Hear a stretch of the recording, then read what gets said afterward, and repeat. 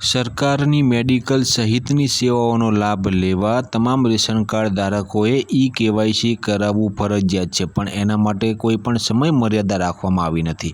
Ration card ધારકો મોબાઈલમાં ઘરે બેઠા બેઠા પણ ઈ-કેવાયસી કરી શકે છે।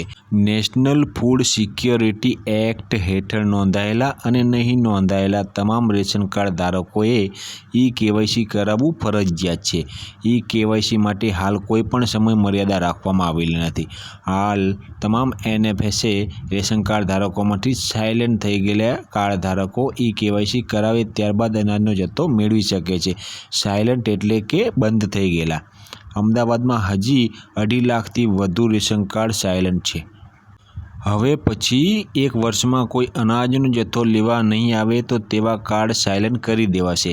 આ પછી તેને સરકારી મેડિકલ સહિતની સેવાઓનો લાભ જોઈતો હોય તો ફરી ઈ-કેવાયસી કરાવવું પડશે। રેશન કાર્ડ ધારકો મોબાઈલમાં ઘરે બેઠા બેઠા ઈ-કેવાયસી કરી શકે છે। પુરવઠાના અધિકારીએ કહ્યું કે સાયલેન્ટ રેશન કાર્ડની પ્રક્રિયા સતત ચાલતી રહેશે, જેથી કોઈએ ગેરમાર્ગે દોરાવવાની જરૂર નથી। હાલ ઝોનલ કચેરીમાં પણ ઈ-કેવાયસીની વ્યવસ્થા છે। ચૂંટણીના કારણે થોડીક મુશ્કેલી પડી હતી, પરંતુ ઈ-કેવાયસીના લીધે કોઈને અનાજનો જથ્થો રોકાય નહીં તે માટે કર્મચારીઓને સૂચના આપી છે। અરજદારો પોતે માય રેશન કાર્ડ એપ્લિકેશન પર ઘરે બેઠા જાતે જ ઈ-કેવાયસી કરી શકે છે। દુકાનદારો કહે છે કે બારકોડ નંબર આપ્યા હોય તો વારંવાર ઈ-કેવાયસી કરાવવાની જરૂર શું છે? ઝોનલ કચેરીએ પૂરતી વ્યવસ્થા નથી, એટલે જ કાર્ડ ધારકો ધક્કે ચડી ગયા છે। શહેરના પુરવઠા વિભાગ દ્વારા જણાવવામાં આવ્યું હતું કે ચૂંટણીના પરિણામ બાદ ઈ-કેવાયસી માટે કચેરીમાં અલાયદી વ્યવસ્થા કરાશે। ચૂંટણીના પરિણામ આવ્યા બાદ ઈ-કેવાયસી માટે શહેરની 14 ઝોનલ ઓફિસોમાં અલાયદી વ્યવસ્થા કરાશે, જેમાં એક કર્મચારીને જવાબદારી સોંપાશે જે માત્ર ઈ-કેવાયસીનું કામ જ કરશે। જે લોકો મોબાઈલમાંથી ઈ-કેવાયસી અને ફેસ રેકગ્નિશન કરી શકે છે તેઓએ ઝોનલ કચેરીમાં આવવાની જરૂર નથી।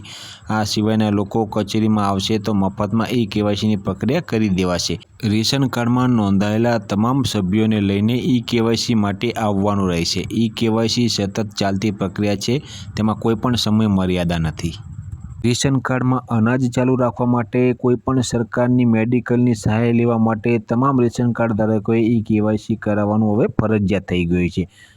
આવી જ ઉપયોગી માહિતી મેળવવા માટે ચેનલને સબસ્ક્રાઇબ, લાઇક અને શેર કરવાનું ના ભૂલતા, જેથી આવી જ ઉપયોગી માહિતી આપને સૌથી પહેલાં મળી રહે। જય હિન્દ, જય ભારત।